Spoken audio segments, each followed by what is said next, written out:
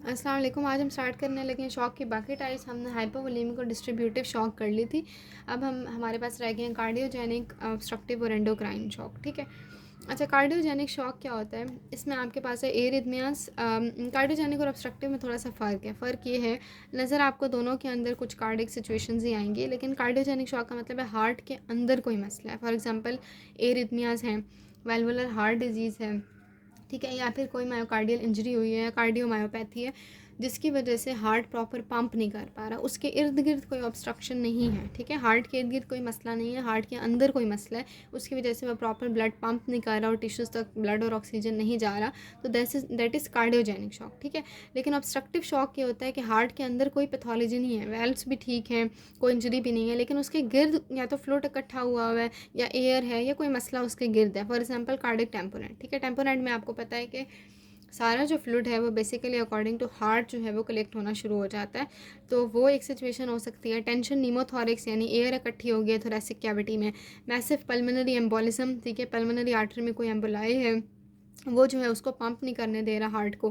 Constructive pericarditis, ठीक है, यानी जो उसकी पेरिकार्डियम है ना उसमें बहुत ज़्यादा इन्फ्लेमेशन हुई हुई है, ठीक है, जो उसको रोक रही है कि पंप करने से। फिर हाइपरट्रॉफिक कार्डियोमायोपैथी। तो मतलब अगर मसला हार्ट के गिर्द है या इधर इधर उधर चीज़ों में है तो आपको ऑब्स्ट्रक्टिव शॉक होगा, और अगर हार्ट के अंदर की कोई पैथोलॉजी है तो that will be cardiogenic shock. ठीक है। और जो मेन मैनेजमेंट होती है वो ज़ाहिर उसी तरह से होगी जिस तरह मैंने आपको प्रॉपरली बाकी शॉक्स की बताई कि आपने फ्लूइड्स सिक्योर करने होते हैं, इन्फेक्शंस को ट्रीट करना है, और ज़ाहिर है अगर कोई कार्डिक इंजरी है तो आपने अकॉर्डिंग टू दैट जो है वो उसको ठीक कर लेना है। फिर एक एंडोक्राइन शॉक होता है जिसमें एड्रीनल इंसफिशेंसी हो सकती है या फिर हाइपो या हाइपरथायरॉयडिज्म हो जाता है। ठीक है। एड्रीनल इंसफिशेंसी तो ये है ना कि आपके एड्रीनल मेड्यूला नॉर्मली आपको पता है एपिनेफ्रिन और एपिनेफ्रिन रिलीज़ करते हैं और वो ब्लड प्रेशर को मेंटेन करते हैं।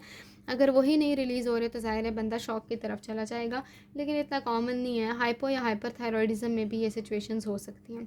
ये हो गए हमारे शॉक के टाइप्स कंप्लीट। अब उसके बाद उन्होंने जो है वो कुछ छोटे छोटे टॉपिक्स बताए हुए शॉक से ही रिलेटेड हैं, वो हम देख लेते हैं। Monitoring of patient with shock. अब अगर शॉक के साथ एक पेशेंट आ गया है तो आपने उसकी कैसे जो है वो मॉनिटरिंग करनी है। ठीक है। अब इसमें 3 टाइप्स होती हैं, एक मिनिमम मॉनिटरिंग होती है, एक एग्रेसिव होती है और एक टिश्यू परफ्यूजन लेवल पे होती है। मिनिमम मॉनिटरिंग ये है कि आपने हार्ट रेट चेक को सही करना है, ठीक है, ऑक्सीजन सेचुरेशन आपने मॉनिटर करनी है, आपने ब्लड प्रेशर उसका देखना है और यूरिन आउटपुट जो है वो घंटे के हिसाब से आपने चेक कर लेनी है। अग्रेसिव मॉनिटरिंग में ये सेंट्रल वीनस प्रेशर CVP, ठीक है, इंटरनल जुगुलर वेन या सबक्लेवियन वेन से चेक करनी है। इन्वेसिव ब्लड प्रेशर आपने चेक करना है, कार्डिक आउटपुट देखना है। टिश्यू परफ्यूजन के लेवल तक अगर आपने मॉनिटरिंग करनी है और ज़ाहिर है वो सवेयर शॉक की सिचुएशन में होगी, तो आपने पीएच, लैक्टेट, बेस डेफिसिट और मिक्स्ड वीनस सेचुरेशन, ये 4 चीज़ें जो हैं वो आपने इसके अंदर देखनी है। अच्छा, एंड पॉइंट ऑफ रिससिटेशन क्या होता है कि ट्रेडिशनली जो है वो पेशेंट्स रिससिटेट हो जाते हैं, ठीक है, नॉर्मल पल्स भी आ जाती है, ब्लड प्रेशर, यूरिनरी आउटपुट, ये जो सारी हमने मॉनिटरिंग बताई है।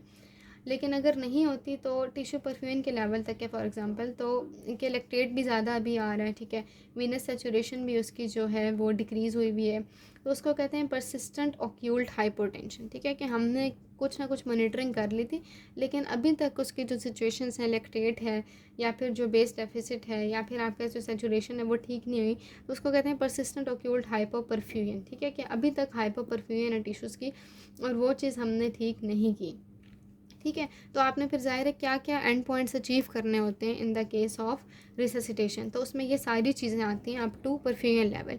सबसे पहले तो वाइटल्स, ठीक है, ज़ाहिर है ब्लड प्रेशर है, रिस्पायरेटरी रेट है, पल्स रेट है और टेम्परेचर वगैरह, यूरिनरी आउटपुट ये आपने देख लिया, यूरिनरी आउटपुट आपने चेक कर लिया। लैक्टेट लेवल, वही टिश्यू के लेवल वाली बात है क्योंकि लैक्टेट ज़्यादा हो जाता है। ठीक है, at the time of admission बंदे का कितना लैक्टेट था आपने वो चेक करना है, कितना हाईएस्ट पीक पे गया था और जब हमने उसको नॉर्मलाइज़ किया उसमें कितना टाइम लग गया उसको नॉर्मलाइज़ करने में, वो सब चीज़ें आपने लैक्टेट के अकॉर्डिंग देख लेनी है। बेस डेफिसिट, क्योंकि हमें पता है कि शॉक में बंदा एसिडोसिस की तरफ चला जाता है तो उसकी कितनी बेस निकल चुकी है बॉडी से, वो देखने के लिए आपने फार्मूला लगाना है, और वो फार्मूला ये है कि base deficit is equals to normal bicarbonate minus measured bicarbonate.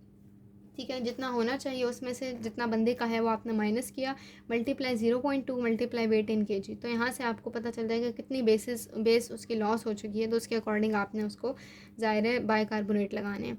उसके बाद है अच्छा, इसमें माइल्ड, मॉडरेट, सवेयर 3 कैटेगरीज उन्होंने लिखी हुई हैं। ठीक है, माइल्ड में 3 to 5 लॉस होगा, नेक्स्ट में 6 to 14 है और फिर उसमें सवेयर होता है। ठीक है। सवेयर में जो है वो फ्लूइड ज़ाहिर ट्वाइस लगाने पड़ते हैं या फिर 6 टाइम्स जो है वो ज़्यादा ब्लड लगाना पड़ता है। उसके बाद है कार्डिक आउटपुट। कार्डिक आउटपुट आपने मोनीटर कर लेना है गैस्ट्रिक टोनोमेट्री के गैस्ट्रिक डायलेशन की तरफ तो नहीं बंदा चला गया उसको, ताकि डीकम्प्रेस कर सकें, और एडिनोसिन ट्राइफॉस्फेट। ठीक है, ये सारी चीज़ें जो हैं वो हम लोगों ने देख लेनी है। उसके बाद कुछ छोटी मोटी चीज़ें रह गई हैं, वो है परमिसिव हाइपोटेंशन। परमिसिव हाइपोटेंशन क्या होती है? परमिसिव मीन्स हम खुद अलाउ कर रहे हैं। ठीक है, इसकी एग्जैक्ट डेफिनेशन ये है, systolic blood pressure less than 80 millimetre mercury and the trauma setting can be defined as deliberately allowing blood pressure to remain below normal until any active bleeding has been controlled। मतलब वो ये कह रहे हैं कि for example एक बंदा है वो हेमरेज और शॉक के साथ आ गया आपके पास, तो आपने अन्य वाव उसको फ्लूइड्स नहीं लगाने शुरू कर देने। ज़ाहिर है पहले हमने ये आइडेंटिफाई करना ना कि ब्लीडिंग हो कहाँ से रही है। अगर हम उसको विदाउट चेकिंग ब्लड प्रेशर और पल्स फ्लूइड्स लगाना शुरू कर देंगे तो उसकी तो ब्लीडिंग और ज़्यादा एग्जैबरेट हो जाएगी, वो ज़्यादा हो जाएगी। ठीक है, क्योंकि क्लॉट डिस्ट्रप्शन एकदम से जब हम फ्लूइड्स लगाते हैं ना, बॉडी में हीमोडाइल्यूशन हो जाती है और क्लॉट डिस्लोकेट हो जाते हैं। तो क्या होता है कि बॉडी में हीमोडाइल्यूशन हो जाती है। ठीक है, क्लॉट टूट जाते हैं और प्लेटलेट्स भी कम हो जाते हैं। तो वो जो आप ब्लीडिंग कंट्रोल करने के लिए एकदम से एग्रेसिव फ्लूइड्स लगा रहे थे, उससे ब्लड लॉस मज़ीद ज़्यादा ही इंक्रीज़ हो जाएगा। ठीक है, तो आपने आराम से तकरीबन 30 मिनट्स जो हैं वो आप वेट कर सकते हैं। ठीक है, 30 मिनट्स का जो है ना वो पेशेंट टॉलरेट कर लेता है अगर हाइपरटेंशन हो भी रहा है। वैसे भी हमने कहा था कि 3rd ग्रेड में उसका ब्लड प्रेशर ड्रॉप करना शुरू करता है, तो आपने बेशक थोड़ा बहुत अलाउ करते हैं। ठीक है, ताकि हम आहिस्ता आहिस्ता ये देखें कि ब्लीडिंग हो कहाँ से रही है और फिर हम उसको असेस करके उसको फ्लूइड्स वगैरह लगाना शुरू कर दें। तो इसको हम कहते हैं कि हमने परमिसिव हाइपरटेंशन, यानी हमने खुद अलाउ किया कि हाइपरटेंशन थोड़ी बहुत हो जाए। ठीक है, लेकिन इसकी एक कॉन्ट्राइंडिकेशन है, एक्सेप्शन है, वो है ब्रेन इंजरी। ये ऐसा नहीं आपने करना कि ब्रेन इंजरी हुई हुई है और आप उसको जो है वो प्रॉपर्ली मैनेज नहीं कर रहे हैं, आप उसका वेट कर रहे हैं। ब्रेन इंजरी में आप ऐसा नहीं कर सकते। ठीक है, क्योंकि वहाँ पे ज़ाहिर है आपको फ़ौरन परफ्यूजन चाहिए होती है, तो वहाँ पे आप 30 मिनट्स वेट नहीं करेंगे, उधर आप फ़ौरन फ्लूइड्स लगा सकते हैं। उसके बाद है डैमेज कंट्रोल सर्जरी। अच्छा, 2 बातें लिखी हैं, डैमेज कंट्रोल सर्जरी और डैमेज कंट्रोल रिससिटेशन। ठीक है, देखिए डैमेज कंट्रोल सर्जरी का मतलब ये है, एक तो ये है कि फॉर एग्जांपल कोई फ्रैक्चर हुआ है फीमर का, ठीक है, उसको हमने ठीक करना है। लेकिन अगर बंदा आ गया है तो सबसे पहले तो आप उसको बेसिक लाइफ सपोर्ट देंगे ना। ठीक है, तो डैमेज कंट्रोल सर्जरी हमेशा वो होती है जो with in the benefit of individual या पेशेंट ज़्यादा अच्छी होती है। ठीक है, तो उसको हम 3 पार्ट्स में डिवाइड कर लेते हैं कि सबसे जो मोस्ट इंपॉर्टेंट काम है ना वो हमने सबसे पहले करना है और उसके बाद वो बाकी काम करने हैं। तो डैमेज कंट्रोल सर्जरी को 3 पार्ट्स में डिवाइड करते हैं, पार्ट 1, 2, 3। पार्ट 1 में ये कि इनिशियल लेबोरेटमी, पेशेंट आपके पास आया है, देखिए फॉर एग्जांपल लिवर ट्रॉमा ही है, तो आपने क्या करना है कि इनिशियल लेप्रोटमी की, लेकिन इनिशियल लेप्रोटमी का आपका मकसद ये था कि आपने ब्लीडिंग कंट्रोल करनी है। ठीक है, फिर आपने क्या किया कि उसको फॉर एग्जांपल बंद कर दिया। अभी हमें आइडेंटिफाई नहीं हुआ कि ऐसा मसला क्या था। ठीक है, फिर आपने क्या किया, बंदे को बंद कर दिया। ठीक है, और उसको बंद करके आईसीयू में भेज दिया, प्रॉपर मॉनिटरिंग हो रही है हर चीज़ की। ठीक है, उसके बाद जब थोड़ी बहुत उसकी कंडीशन ठीक हुई है तो क्या होगा कि पार्ट 3 में आपने उसको दोबारा लेप्रोटमी की जा रहा है और अब आपने जो प्रॉपर उसका मसला है वो उसको ठीक करना है, डेफिनेटिव रिपेयर करना है। तो उसको हम कहते हैं कि ये आपके पास है 3rd पार्ट। ठीक है, यानी डैमेज कंट्रोल सर्जरी का मतलब है कि आपने अकॉर्डिंग टू सेवेरिटी डील करना है ना। पहले आप ब्लीडिंग कंट्रोल करें, फिर उसकी कांस्टेंट मॉनिटरिंग करें और उसके बाद जो असल मसला है उसको आपने ठीक कर लिया। फिर है डैमेज कंट्रोल रिससिटेशन। ठीक है, रिससिटेशन भी आपने डैमेज के अकॉर्डिंग ही करनी है, यानी सबसे पहले आपने कोगुलोपैथी अगर है तो उसको ट्रीट करना है। ठीक है, क्लॉटिंग फैक्टर्स अगर नहीं बन रहे तो ज़ाहिर है आप फ्रोज़न जो फ्रेश प्लाज्मा होता है वो लगा देंगे। परमिसिव हाइपरटेंशन, जैसे मैंने आपको बताया कि हाइपरटेंशन थोड़ी बहुत आपने अलाउ कर देनी है, और क्रिस्टलॉइड्स और कोलॉइड्स को थोड़ा सा लिमिट करना है कि एकदम से जो है वो हीमोडाइल्यूशन नहीं कर देनी बॉडी में। ठीक है, ब्लीडिंग ज़्यादा नहीं कर देनी, आपने आहिस्ता आहिस्ता सोच समझ के फ्लूइड्स लगाने हैं। डैमेज कंट्रोल सर्जरी जो है ज़ाहिर करेंगे हेमरेज को कंट्रोल करने के लिए। उसके बाद है lethal tried. What is lethal tried? Lethal tried जो है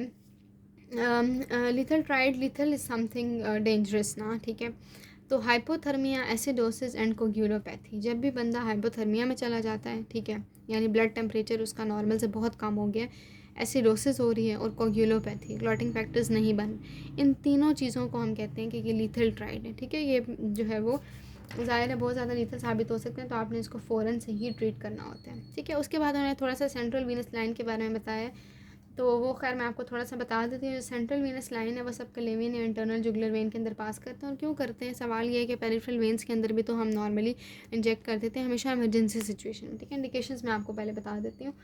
इंडिकेशन ये कि जब आपने आईवी फ्लूइड जो है वो फ़ौरन करने होते हैं या आपको पेरिफेरल मिल नहीं रही होती, उस टाइम पे हम सेंट्रल वीनस लाइन अप्रोच करते हैं subclavian and internal jugular vein में, ठीक है। और टोटल जो है, अगर टोटल पेरेंटल न्यूट्रिशन है कि सारी की सारी आपने आईवी के थ्रू ही न्यूट्रिशन बंदे को देनी है, तो तब आप पास करते हैं। हीमोडायलिसिस आपने करनी है, कोई पल्मोनरी आर्टरी कैथेटराइजेशन करनी है, या आपने वेजोप्रेसर्स लगाने हैं, तो फ़ौरन सीवीपी को का सहारा लिया जाता है, ठीक है। बाकी उन्होंने प्रोसीजर वगैरह बताया है, वो आप पढ़ लीजिएगा क्योंकि वो ज़्यादा प्रैक्टिकल की चीज़ें हैं, ठीक है। अच्छा, उसके बाद है कि आपने सीवीपी पास कर दी, और जो नॉर्मल प्रेशर होता है सेंट्रल वीनस प्रेशर, वो 4 to 12 सेंटीमीटर ऑफ वाटर होता है, ठीक है। तो वो आपने ज़ाहिर मेंटेन करना होता है। कॉम्प्लिकेशन क्या क्या हो सकती हैं जब भी हम सेंट्रल वीनस लाइन पास करते हैं? कुछ आर्टीरियल कॉम्प्लिकेशन हो सकती हैं, यानी आपने कैन्यूला ठीक पास नहीं किया, हीमाटोमा बन सकता है, ठीक है, या थोरेसिक कैविटी में ब्लड इकट्ठा हो सकता है। कुछ लिम्फेटिक कॉम्प्लिकेशन हो सकती हैं, थोरेसिक डक्ट रप्चर कर सकती है, थॉरिक्स में लिम्फ आ सकता है, ठीक है, जिसे काइलोथोरिक्स कहते हैं। कार्डिक कॉम्प्लिकेशन हो सकती है, कार्डिक टैम्पोनेट, यानी अगर आप एट्रिया तक चले गए, आपने एट्रिया को भी परफोरेट कर दिया, तो ज़ाहिर ब्लीडिंग होगी, तो हार्ट के गिर्द ब्लड इकट्ठा हो जाएगा, जिसको कार्डिक टैम्पोनेट कहते हैं। और ज़ाहिर एरिथमियास भी हो सकते हैं, तो उसके आपने ईसीजी मॉनिटरिंग करते रहना है। तो ये आपका जो है शॉक वाला भी चैप्टर कंप्लीट हो चुका है। उसके बाद हम करेंगे ब्लड ट्रांसफ्यूजन। Thank you.